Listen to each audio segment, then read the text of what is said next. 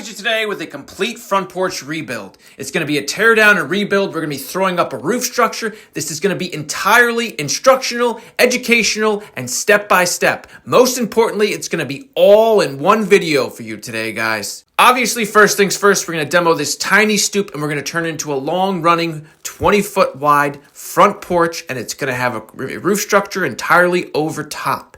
If you have about 8 minutes today, you'll entirely learn how to tear one down and how to build one entirely by yourself. Now, as you can see, we demoed the porch. We are now demoing the sidewalk because the new front porch is going to come out 6 foot. That would encroach way over this sidewalk. So you remove that in its entirety. Now that we're down to dirt, it's time to remove any and all plants that are in the way. We also must put our string line. We check our plumb, level, and square, and we mark out for what will be our piers. Our piers are going to be concrete. They're going to be 3 foot in depth. We have to check box square. We have to check all kinds of square because they have to be perfect. They have to be centered. These piers are going to be 7 foot apart. Now we must take the cedar shakes off the house, put our rubberized membrane on, we dig our piers. Our piers must be 14-inch round circles, and they must be 3 foot in depth or more. That is for frost coverage here. As you can see, digging everyone out individually, using a shovel, using post hole diggers. The entirety of this job will be inspected. The first inspection you have is your footing inspection. We passed footing inspection. We're mixing up. This is going to be about 40 bags of Sackcrete. We just went with the 60-pound bags because they're lighter to pick up. Next, we must put our bolts in. We use our center line and we line up the centers. That's where our bolts are going to fall. Our bolts are going to catch our 6x6 posts that are going to support our deck and roof structure as well.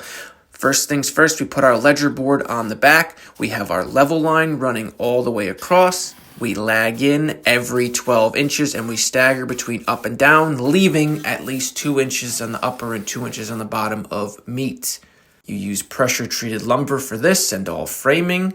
As you can see, now it's time to put our 6x6 posts on to where we bolted them down, where the bolts are in the existing concrete, and then we can begin our rim board construction. You must check box square and your 3, 4, 5, 6, 8, 10 triangles.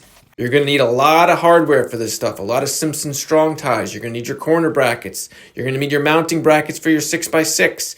You're going to be needing your flat locks and your ledger locks. Your ledger locks will laminate the boards together as we're going a triple rim all the way around. And since this is composite decking, every 12 inches we'll be doing joists equipped with joist hangers. And we use 3-inch nails to fasten them into each other. Always start by cutting one side off of your 2x10. 2x8, you cut one side off to be sure it's square, and then you cut the other one the exact number. Again, every one of these must have a joist hanger, and it must be fastened with your 3.5-inch nails. Now you remove the gutter, and it's time to begin our roof structure. And remember, it has to tie back into the home and be bolted into the existing home, both at its peak and its returns here that will support the rim for that. Now, it's best to just re-shingle the entire roof so that it will entirely match. First things, before you do that, you must put your ice and water shield all throughout and your felt and your paper down. This roof structure will be featuring an open frame A so you can see a dangling, hanging light. Next, it's time to paint. We paint all of our joist hangers black so you don't see them, and that it also increases the longevity of them. Next, it's time to focus on our steps. There's going to be 2 steps leading down on both sides. It's going to have a driveway entrance and a front entrance. First thing you got to do is you got to line everything up and you got to pour your pad. The pad must be 4 to 6 inches thick, solid concrete. Once you get that complete, it's time to cut all of your stringers. We like to go deeper. You must use a 2x12 to cut your stringers first off because you must have 5.5 inches of lumber behind those cuts. So we do that. We like to add double 2x8s to it because we want a solid 12-inch step. We don't want the short steps. Now we're putting our drip cap edging behind where our decking will go. We're also fastening what will be another ledger board to catch what will be our side steps to go onto the driveway. We're putting our 4x4 posts in as well because they will catch our eventual railing system. Then we paint absolutely everything, and it's time to begin our trim construction of our rim board. We're going 2x12 AZAC. We are fastening it to that. We are mitering the edges, and we are plugging in all the holes. And we're doing a brown deck skirt below that will match our decking to give it a nice, complete, finished look all the way around. It's going to be clean. It's going to be pristine. Everything's going to be white on brown on white on brown.